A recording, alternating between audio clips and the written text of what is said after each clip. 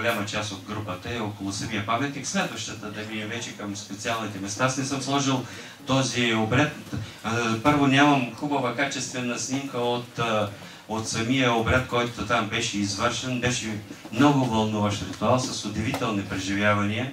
Надявам се след мене Нели да разкаже това, което тя преживя, докато ние си извършвахме службата горе. Тя го сподели там пред нас.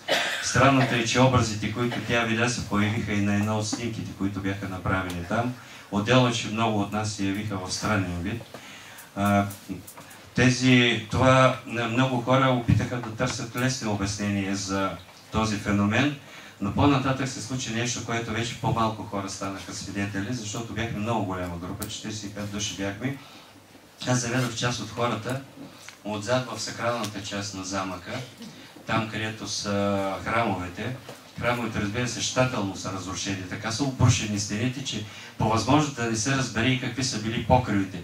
Нагоре има една кула, ето ги, по-пусни следващата да се види. Просто как върват нататък. Дано вече следва ли? Дано и са бондал машината. Радвам се, че толкова впечатлено иска да ги записва.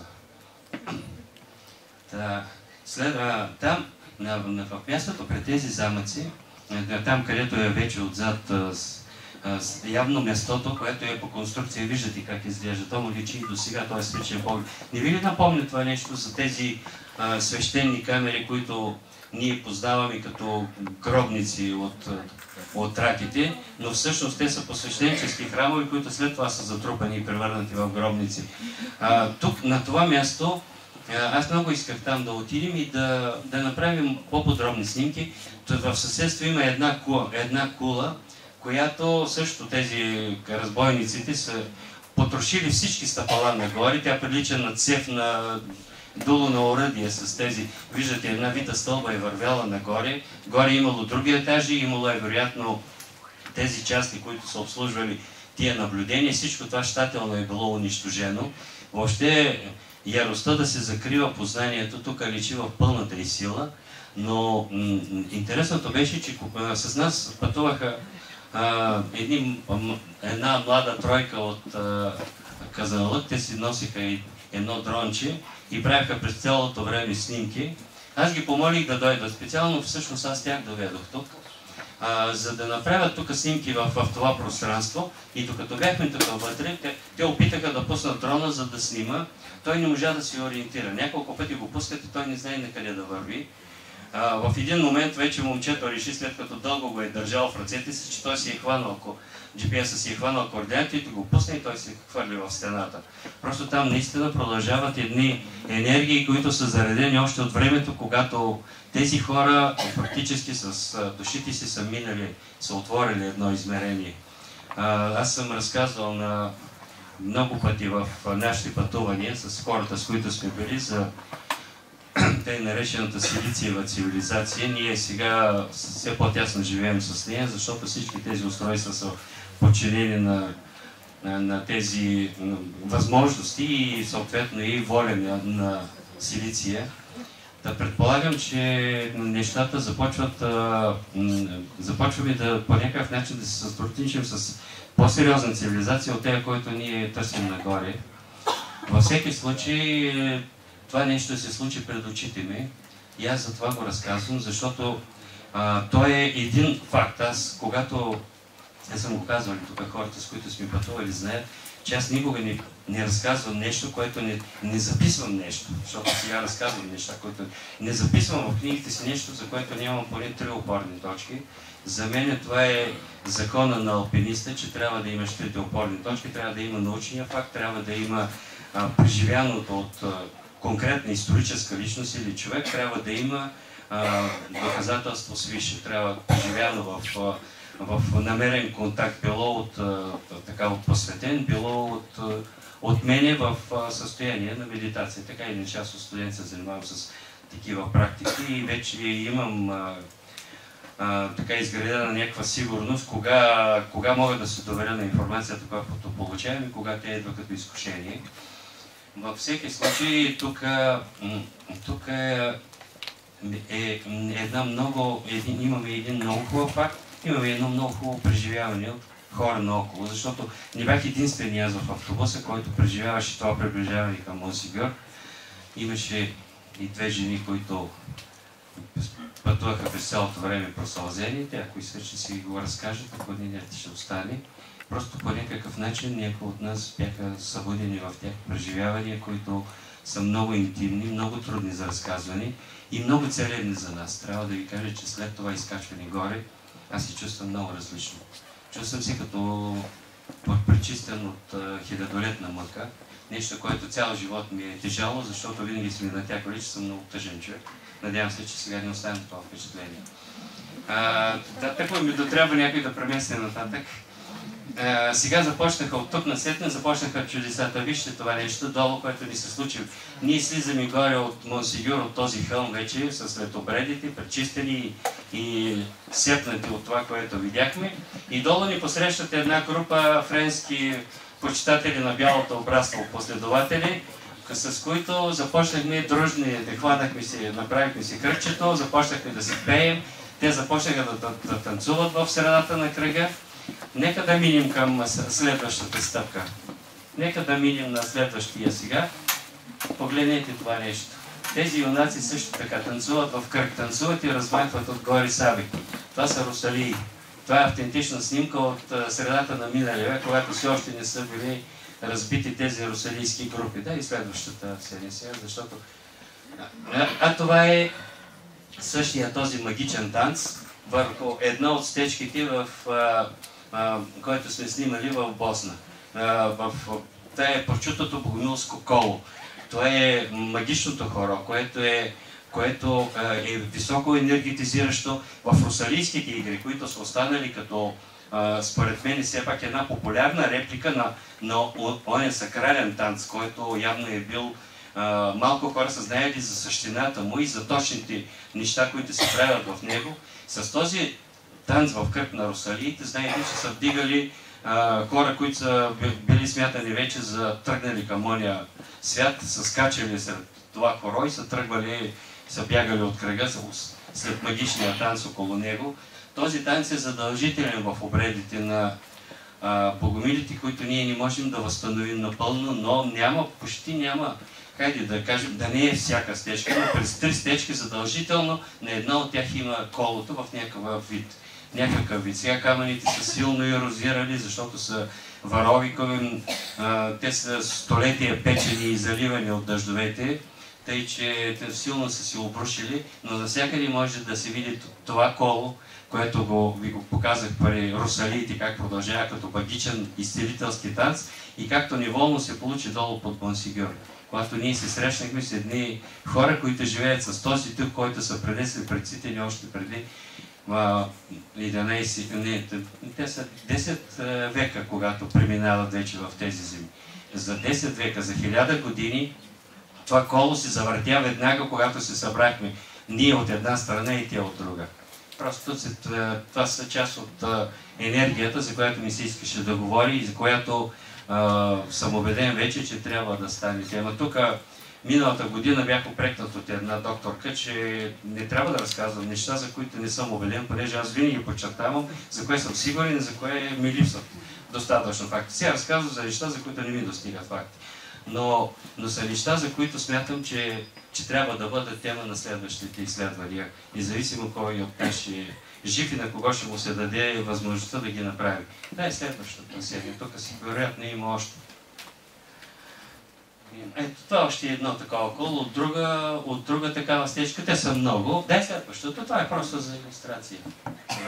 Сега погледнете по-нататък как продължава това нещо. Виждате ли ги? Сега да ви кажа малко още едно за обреда на колото. Когато минават при русалийските игри, задължително русалиите, които излизат от едно село и се движат, за да сакрализират цялата територия около селището, когато стигнат до кръстопът, до кладенец, те задължително завъртат около себе си този магичен танц, като размахват яростно сабите горе, защото се очаква, че всеки един такъв кладенец, особено при присътените, са портали. Това го видяхме в центъра на Андора ла Веля. Това е старата част на столицата на държавата Андора. Погледнете ги, тези хора излизат от дъното на кладенеца и вървят нагоре. Това е сякаш паметник на възкресението на уния, които някога преди 8 века са минали през измеренията.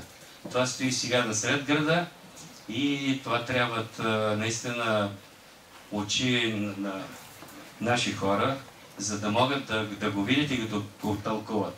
Това, което на мен ми липсва, е да видя как техните автори са го тълкували. За нас беше, за всички ни беше изненада, че това паметник стои, така си стои непознат в лаверя.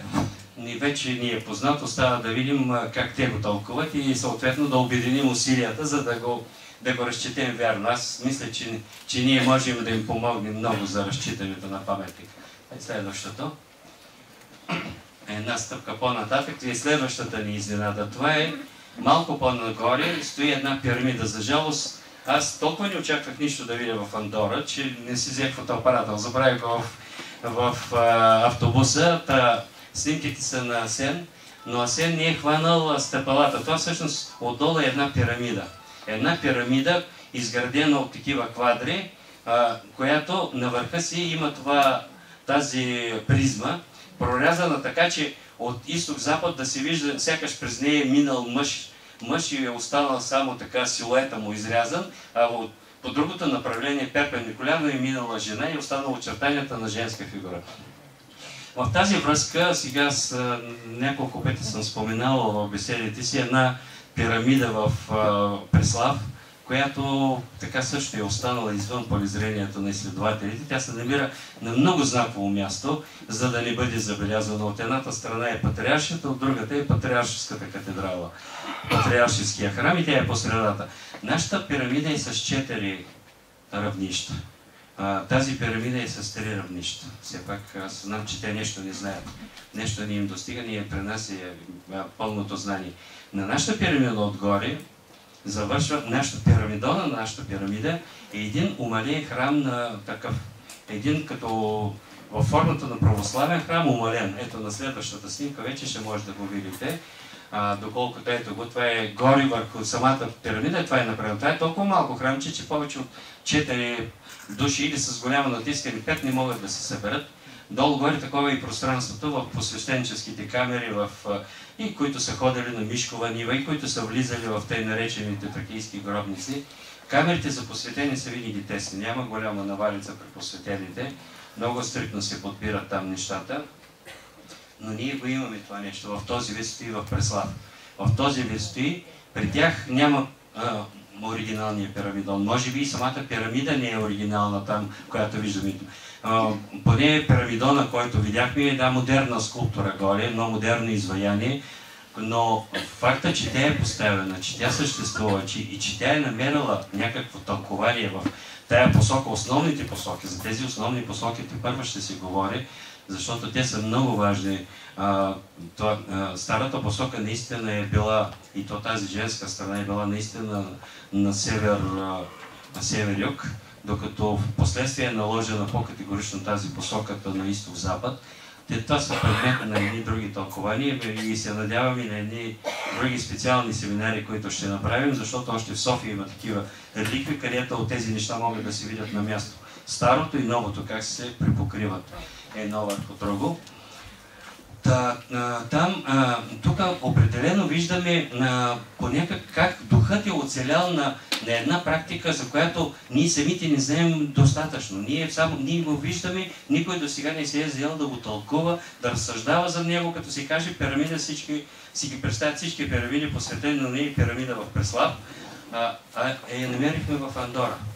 В Андора я намерихме, в средата на града и това не може да е случайно. Знаете, че Андора е между Франция, Южна Франция, точно земите, където ние търсихме следите от катарите, от нашите богомилски емисари сред тях, и Арагонското кралство. Те са свързани в Испания, те са свързани именно с развитието на това учение. И не случайно в тази свободна още от средновековието територия на Андора са могли да бъдат запазени неща, които ние дори не подозираме и не ги търсим. Но няма да бъде така занапред. Предполагам, че това ще бъде вече едно от местата, при които ще се минава, макар че пътят е дълъг оттам и сложен, Пиренеите са.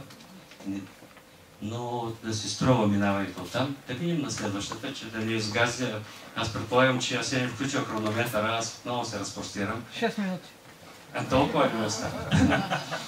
Това е вече Фуа, да. Това е във Фуа.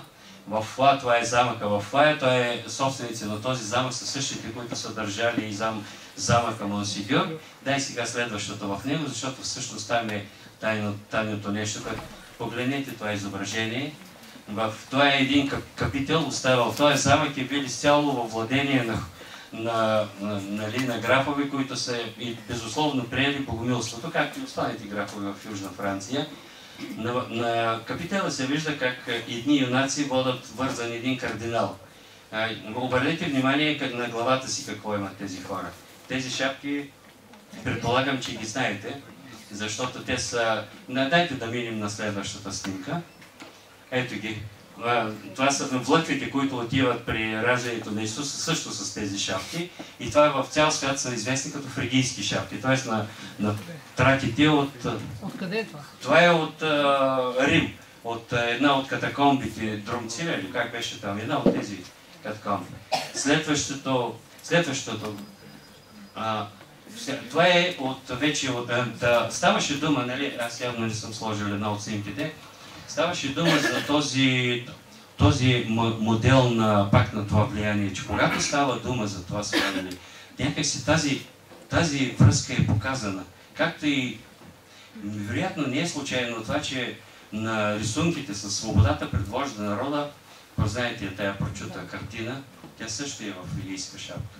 Нека си този дух, който богомилите изнасят в Европа, който е за свобода, равенство, братство и любов, и който света познава като идеали на Френската революция, всъщност си е запазили емблематичните знаци. А това са илюстрации, които са от музея в Мезаме, той е музей на катарите.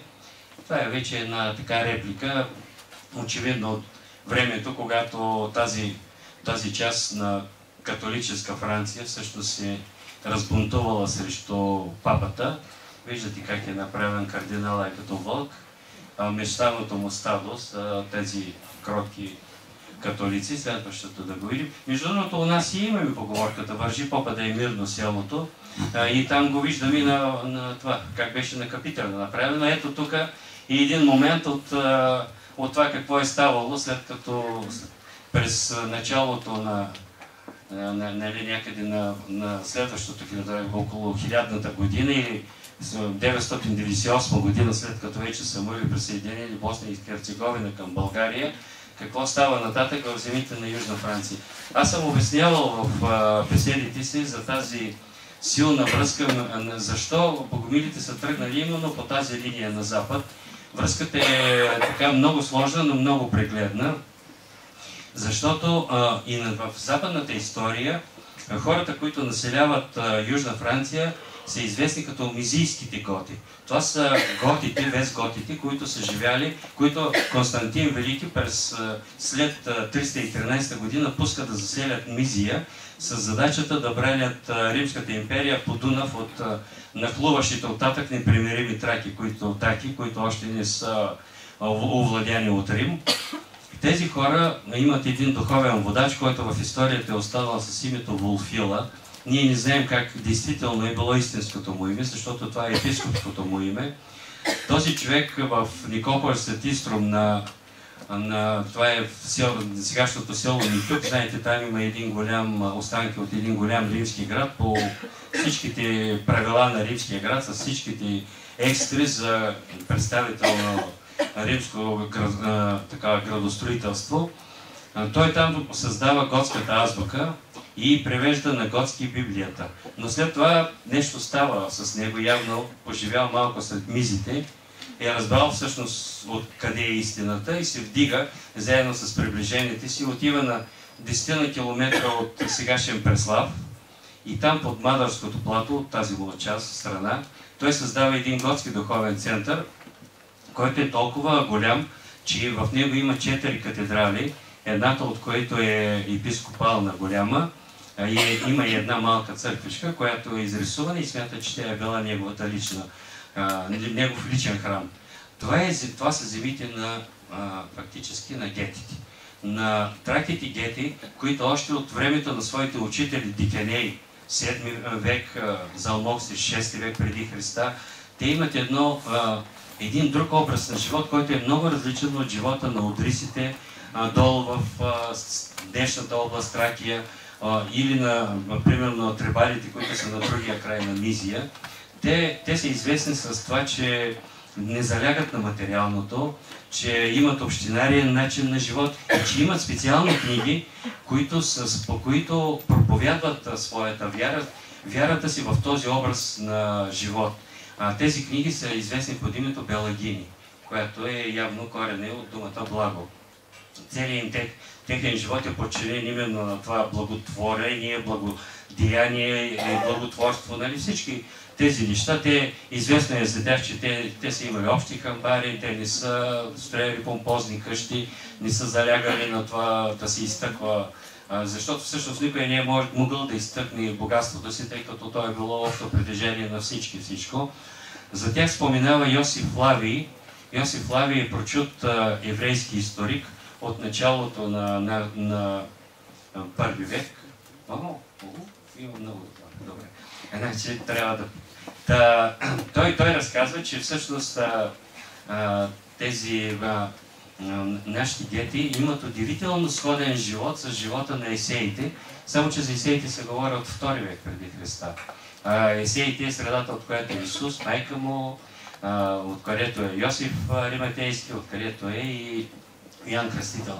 Но, както чувате, на мен не изтича времето. Това е една илюстрация от музея на катарите, битката за крепост по крепост. Да минем нататък тогава първи снимки да покажа. Не, това беше първата снимка.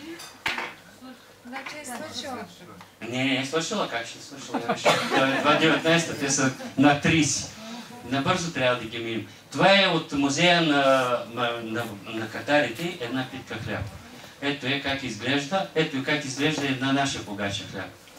И нас също са мъртви. Ние не знаем защо са останали тези дупки по техния хляб. От какво са отсвещали, от позиция на космически тела, но са нанесени. При нас го има. Това вече са отделни, това е част от Албино. Вие вече за срещата ви с Моне ще видите специален филм. Аз тук можех да разкажа за Моне, за книгата му, но за това ще стане дума по-нататък. Това е самия Моне.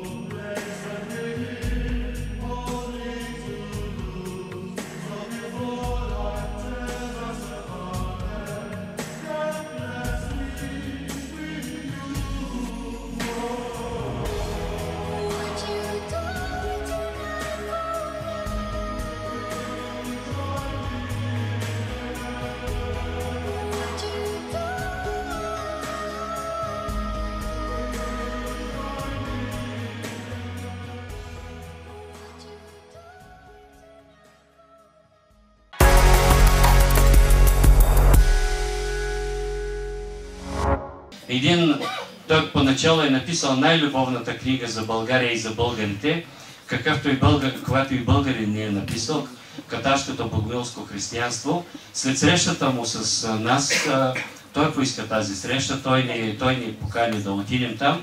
След тази среща сега той засипва преводачката си Невяна Керемечиева с нови и нови писма.